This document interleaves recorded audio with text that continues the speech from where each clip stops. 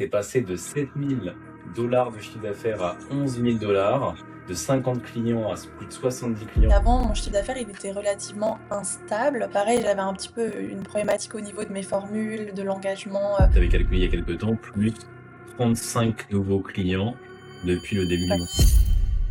Ok Emeline, merci pour le temps que tu prends pour cette vidéo. On est parti pour une petite interview. Emeline, du coup, tu es membre de fondation depuis maintenant 4 mois. Tu es passé de 7 000 $ de chiffre d'affaires à 11 000 $, de 50 clients à plus de 70 clients, je crois 73, et tu as fait rentrer 35 personnes en 4 mois d'accompagnement. Très, très belle perf, honnêtement, franchement.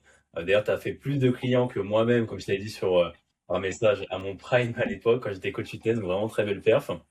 Avant qu'on entre un petit peu dans le vif du sujet, déjà merci pour le temps que tu prends. Est-ce que tu peux nous dire un petit peu, te présenter, nous dire ton parcours, qu'est-ce qui t'a amené de base au coaching en ligne pour nous expliquer un petit peu d'où tu viens?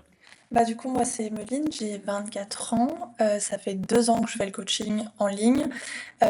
C'est tout simple, hein, je voulais perdre du poids, il y a de ça 4 ans, donc j'ai commencé à, mettre des choses en place par moi-même et je me suis vite rendu compte que c'était un petit peu plus, technique que ce qu'on nous vendait parfois un petit peu sur les réseaux, donc j'ai commencé à me former d'abord par moi-même avec des vidéos et cetera et puis, j'ai commencé à faire des formations un peu plus sérieuses pour être, coach, sportif et nutrition. J'avais pas du tout l'objectif de faire ça comme, métier au départ et puis, je suis tombée dedans un petit peu, naturellement en commençant à aider ma maman et cetera et puis, mes réseaux prenaient aussi de plus en plus puisque je partageais un petit peu mes séances de sport et puis, en fait, je suis un peu tombée dedans, comme ça, sans que ce soit, prévu et là, ça fait 2 ans que du coup, bah, je fais ça. 1 année que j'en vis bien et quelques mois depuis fondation que j'en vis très, très bien du coup. Donc voilà pour mon petit parcours par rapport, au coaching en ligne. Franchement, très beau parcours, parce que là, en 2 ans, passer de plus ou moins rien, en tout cas du lancement du coaching en ligne à 11 000 $ maintenant de coaching en ligne pour les francophones, ça équivaut, on va dire, à peu près à 10 000 €, hein, si je dis pas de bêtises, environ. Donc c'est vraiment une très très bonne perf.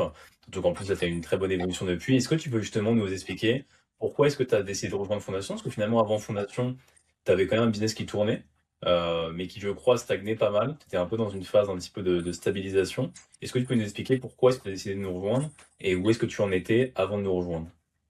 Bah, du coup, j'avais une phase où je stagnais, non pas parce que j'arrivais plus vraiment à convertir, mais parce qu'en fait, ma stratégie et mon organisation étaient assez bancales. Donc en fait, j'avais vraiment plus de temps dans mes journées, et je me dispersais un petit peu, je passais beaucoup de temps sur des tâches qui étaient pas, forcément intéressantes, et c'est vrai que, bah, en fait, j'avais trop en tête ce truc de: «Bon, bah, je suis coach en ligne, je travaille en ligne, je suis à mon compte, je dois travailler tout le temps, tout le temps, tout le temps».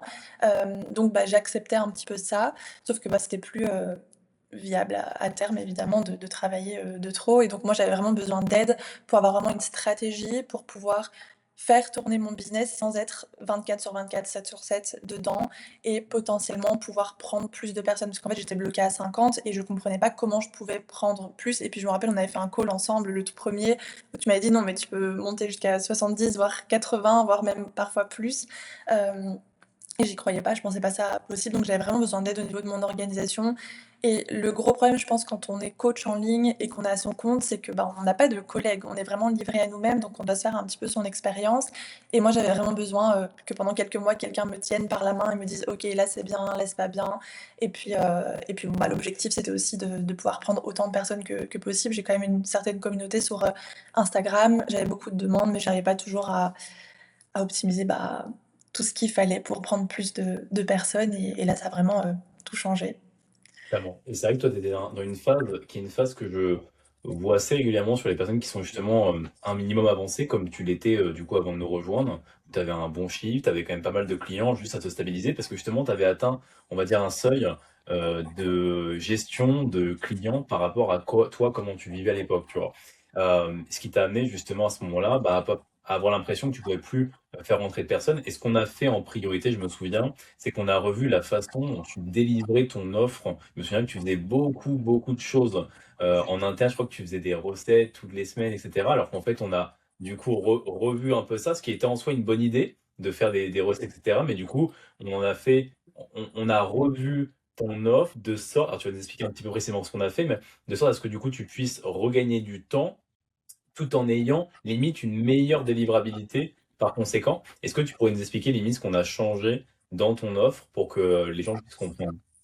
Bah, déjà auparavant, ce que je faisais, c'est que je faisais tout moi-même. Donc comme tu l'as dit, toutes les semaines, je faisais un plan alimentaire avec plein de recettes. Je cherchais des recettes. En fait, j'éparpillais vraiment mon énergie sur, apporter toujours du plus, des choses qu'on peut retrouver finalement sur les réseaux plutôt que de proposer vraiment un accompagnement, et un coaching. Et tu m'avais répété plusieurs fois que les gens me payaient pour avoir des résultats et non pas pour avoir 50 recettes et cetera.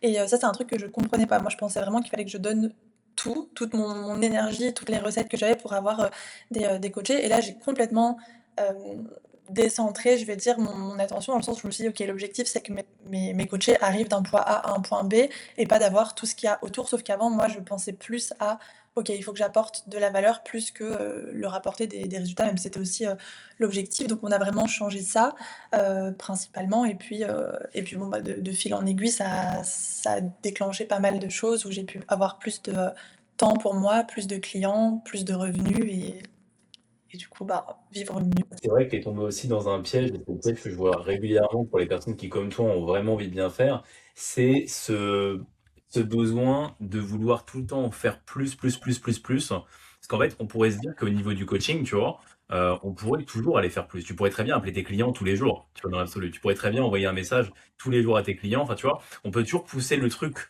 de plus en plus loin, mais finalement, en faisant ça, déjà de un, ça va pas apporter une réelle plus-value à ton coaching, et de 2, ça va plus te fatiguer qu'autre chose, qui va t'amener toi, par conséquent, à être moins performante sur les tâches qui vont nécessiter une réelle expertise. Tu vas, par exemple, peut-être être moins performant sur tes bilans ou sur les moments où il y a vraiment besoin de toi parce que finalement, tu te seras obstiné, tu vois, à faire plein, plein de choses dans le but de te dire, OK, comme ça, mon offre est justifiée, comme ça, je suis légitime. C'est un peu un piège et je pense que tu étais un peu tombé là-dessus à cette époque-là, de vouloir faire plus, plus, plus, plus, plus, alors qu'en fait, bah, en faisant moins, ça change rien du tout et tu arrives à avoir des très bons résultats et les gens sont tout autant contents et l'accompagnement se passe super bien, quoi. Et toi, tu peux du coup retrouver comme maintenant, parce que je sais que là, tu commences et c'est très, très bien à prendre un peu de recul, à te poser. Je crois que tu as pris des jours off, ce qui n'était pas du tout le cas avant, c'est ça? Bah, là, je travaille plus le week-end, chose que je faisais avant. Je travaillais 7 sur 7, je commençais à 6h30 du matin, je finissais à 21h. Bon, j'avais ma séance entre, de 1h30, mais je travaillais vraiment énormément. Et là, j'ai des journées, normales et ça change vraiment tout parce que, bah, quand je reprends ma semaine le lundi, en fait, je me sens contente de reprendre, que quand j'étais vraiment sur du 7 sur 7, ben, je me sentais complètement étouffée, tout le temps sous pression, très stressée. Et ça a vraiment, bah, tout changé au final. Et mes clients sont même plus satisfaits du coaching maintenant, alors que je vais pas dire que j'ai l'impression de faire moins parce que je fais différemment, mais avant je voulais toujours faire plus, surperformer, toujours apporter plus, faire des lives toutes les semaines et cetera. Et au final, bah, je vais pas dire que mes clients étaient moins contents, mais je sens que maintenant la rétention client est meilleure, les clients sont beaucoup plus satisfaits, ont de meilleurs résultats, adhèrent aussi beaucoup mieux à ce que je mets en place avec eux.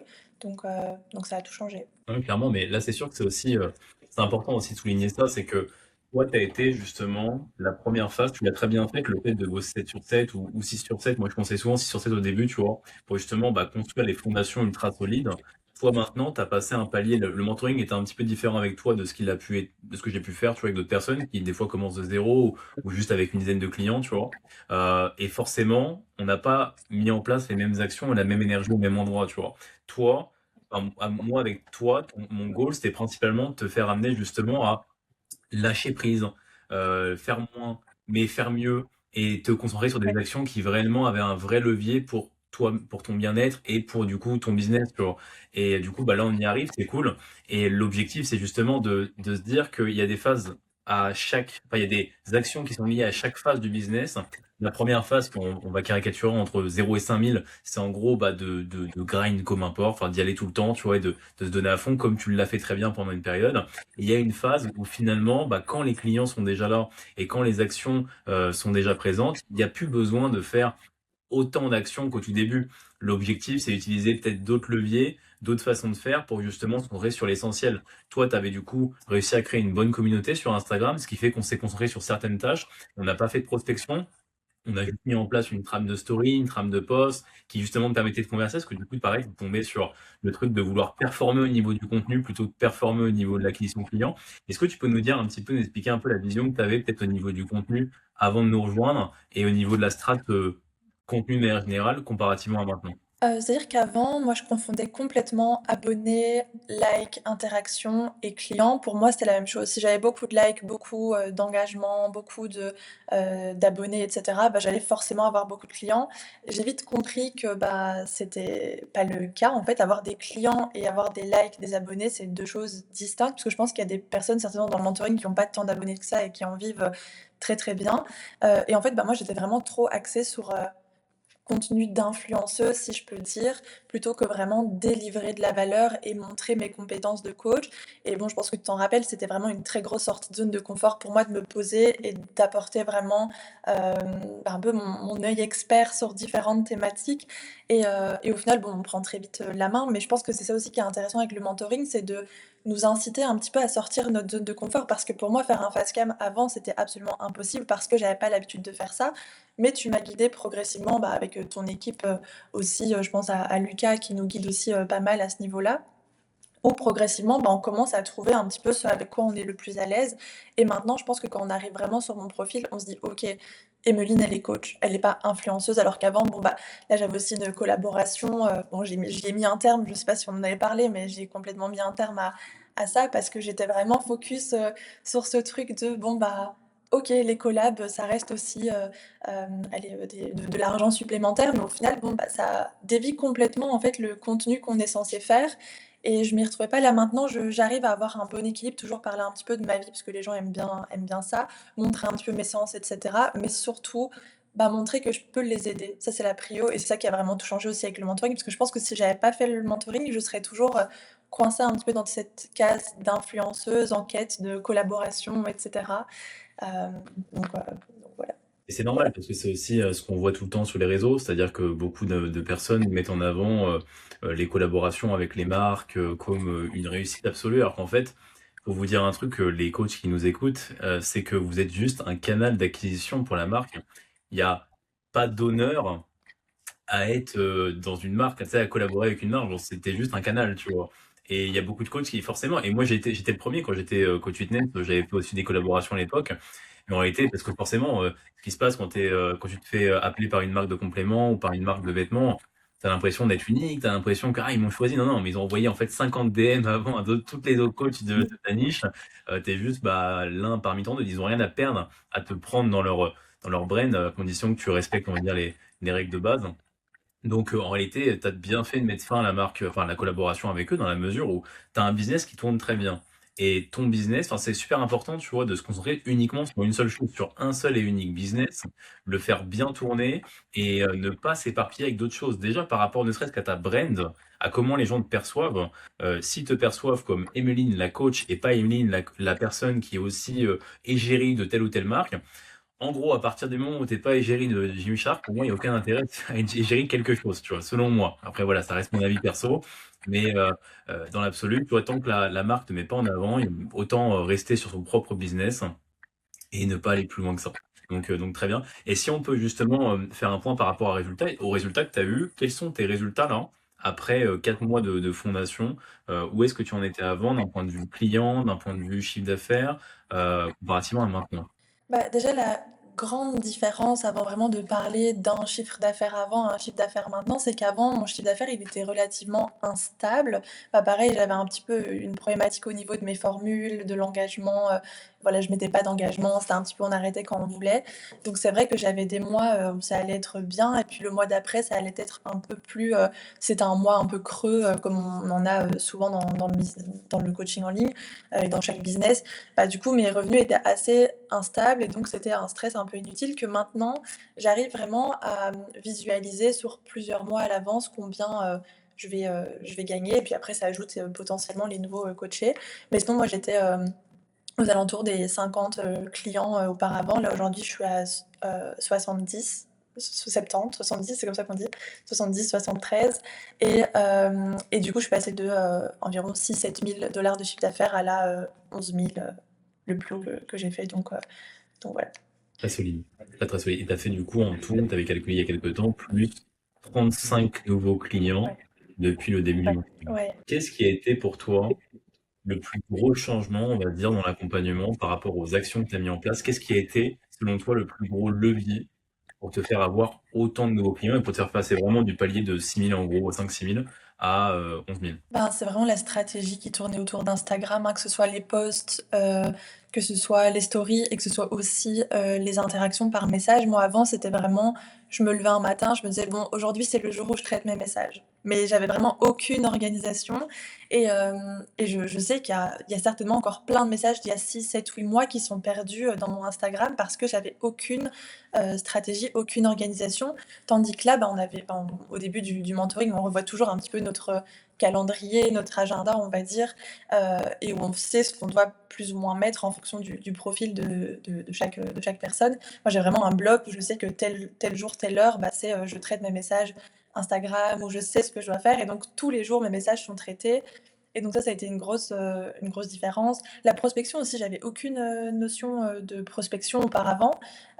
Autant, bah, le fait de prospecter, voilà, directement avec quelqu'un où on sait que la personne va acheter ou même échanger avec des personnes qui pourraient potentiellement être des futurs prospects, c'est pas quelque chose pour moi, la personne, si elle était pas intéressée directement par mon coaching, bah, je m'attardais pas forcément, dessus. Tandis que là, je prends aussi le temps, bah, voilà, d'échanger avec chaque personne et je trouve que ça fait une grosse différence. J'ai des personnes qui me recontactent après, alors qu'au départ, peut-être qu'on avait parlé d'un sujet qui avait rien à voir, par rapport au coaching, qui me recontactent par la suite pour me dire: «Bon, bah, j'ai bien aimé notre échange, du coup, je te fais confiance, j'aimerais me lancer avec toi» et c'est vraiment créer, en fait, un lien de confiance. Donc vraiment, toute ma stratégie qui tourne autour des réseaux sociaux est totalement différente finalement, parce qu'avant, mes réseaux sociaux, c'était vraiment, je les bâclais vachement, contenu, story et DM. Tandis que là, maintenant, c'est je prends ça pour un travail aussi maintenant, quoi. Ça, c'est aussi l'un des points les plus importants de mentoring, hein, c'est de faire en sorte que les coachs prennent conscience que tout ce qui est lié à l'acquisition client, c'est leur taf. Qu'il n'y a pas seulement, parce que la plupart des coachs,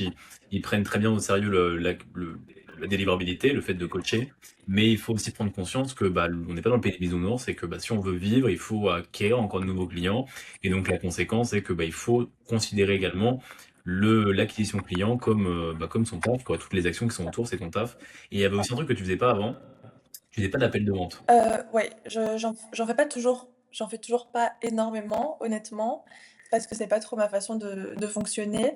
Mais, là, j'ai plus changé aussi au niveau de mon accompagnement où je fais des appels avec mes coachés. Appels de vente, on aura certainement l'occasion d'en rediscuter plus en détail, lors de notre consultation, mais je suis toujours pas trop, dans ça au niveau de la conversion de mes coachés.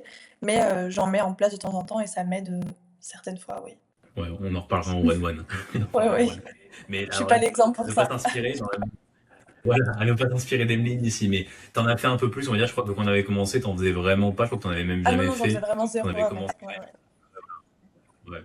Après, c'est sûr que toi, tu as aussi l'avantage d'avoir quand même une bonne communauté. Et donc, la conséquence, c'est que de par le volume, finalement, tu as juste plus de chances d'avoir des gens qui sont déjà réchauffés, tu vois. Tandis que les Ouais, personnes qui ont moins de personnes en abonnés, doit vraiment bah, tout donner, tu vois, à chaque fois. ouais. Et puis il y a aussi le fait que toi, du coup, la prospection, même chose, t'en faisais aussi un peu moins ou pas aussi poussé que je peux le dire à des personnes qui ont 500 abonnés ou 1000 abonnés, tu vois. C'est aussi une adaptation que j'ai mis en place aussi pour toi, tu vois, qui est du coup un cas spécifique. C'est également la même chose, tu vois, que j'ai mis en place pour une de nos clientes qui est plus ou moins la même situation que toi, qui s'appelle Kelly, Kelly Balanche, qui pareil, avait 15 clients, alors pour le coup, elle avait moins de clients que toi à l'époque, et maintenant qu'elle a la cinquantaine de clients, tu vois, parce que justement, tu vois, on a revu toute la stratégie, parce qu'elle était comme toi, finalement, dans la même situation. Beaucoup d'abonnés, beaucoup de contenu qui attraque, pas qui attire des personnes, mais par conséquent, pas de contenu qui vraiment convertit, c'est ce qui lui a manqué, c'est ce qu'on a mis en place. Donc, ouais, clairement. Qu'est-ce qui est maintenant possible, justement, pour toi, de par tes résultats, que tu ne pouvais pas envisager avant d'avoir rejoint Fondation?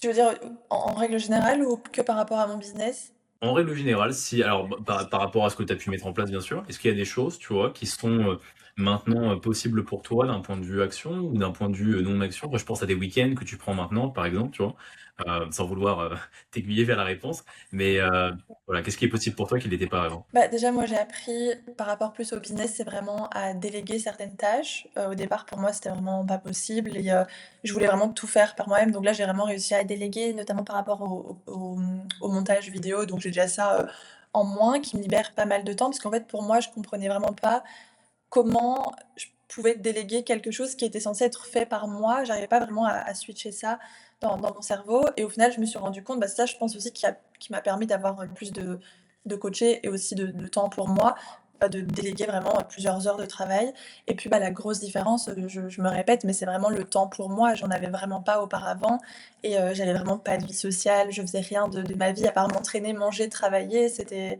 tout ce que je faisais et je pense qu'on doit passer par cette étape quand on lance un business et qu'on a envie vraiment d'arriver à certains objectifs et qu'on a vraiment envie d'en vivre. Mais je pense que c'est pas personnellement, moi, c'est pas ce que j'imagine quand je lance mon business de me dire pendant, toute ma carrière, je vais juste que travailler et pas profiter. Tandis que là, maintenant, bah, je travaille beaucoup la semaine, ça c'est un fait, mais le fait d'avoir mes week-ends de dispo et de pouvoir vraiment souffler, ça c'est, ça a tout changé dans ma vie, dans mon bien-être, et je pense même peut-être comment je suis vis-à-vis de mes coachés et de mon coaching, ça a beaucoup changé. Donc ça, je dirais que c'est la le changement majeur et c'est pour ça que si je devais refaire le mentoring, je le refais 100 fois parce que j'ai l'impression que ça m'a libéré des heures et pourtant je travaille toujours autant, mais juste différemment et correctement, je dirais. Tu as quasiment doublé ton chiffre d'affaires en enlevant, on va dire, peut-être, 10 à 12 heures, de travail par Ouais, semaine. c'est ça. Et puis en plus, là, du coup, maintenant, tu as aussi déménagé. Tu es, du coup, aux îles Maurice. C'est ça. Comment ça se passe en tant que coach en ligne? Là, je pense qu'il y a beaucoup de personnes qui seraient intéressées de savoir. Ben, la vie à l'île Maurice, tu veux dire? Ouais, de manière générale, comment je sais pas, je pense que, tu sais, il y a beaucoup de personnes qui aiment savoir un peu l'ambiance d'un pays pour, potentiellement s'expatrier.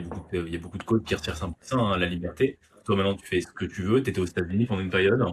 et là, du coup, tu as déménagé. Tu peux nous dire un petit peu comment. Bah, je trouve que déjà être, coach en ligne, ça nous offre vraiment une, je vais pas dire une liberté, mais une flexibilité. Parce que bon voilà, on est libre, mais, on va dire géographiquement, mais on est très flexible de faire ce qu'on veut et c'est vrai que, bah, en fait, on a ce luxe de pouvoir aller un petit peu où on veut. Moi, bah, j'étais aux États-Unis, mon visa s'est terminé, donc j'ai choisi d'aller à l'île Maurice et heu et en fait, c'est un peu, on va dire un eldorado pour les business en ligne, dans le sens où il y a beaucoup de personnes qui font ça, donc c'est très inspirant de rencontrer des personnes qui, ont aussi leur propre business, qui travaillent, autant, qui comprennent un peu ce mindset de vouloir, travailler, d'avoir toujours plus et puis bon, bah, si, les gens aiment le soleil, la plage, c'est un peu l'endroit, par excellence. Bon, il y a beaucoup d'endroits où on peut s'expatrier, ça dépend un petit peu ce qu'on recherche, mais pour la petite anecdote, justement, ce déménagement à l'île Maurice, ça a été un peu un coup de poker pour moi parce que j'ai pris cette décision il y a 1 an quand mon business fonctionnait plus ou moins et je me suis dit: «Bon, bah, je me lance et mon business, il a pas le choix que de fonctionner. S'il fonctionne pas, ben, tout crache». Merci pour ta confiance, Emeline. C'était cool et puis merci pour, ton temps. Merci pour tes mots et puis, bah, j'espère que la vidéo vous aura plu pour ceux qui nous ont regardés et puis on se dit à très vite. Allez, ciao.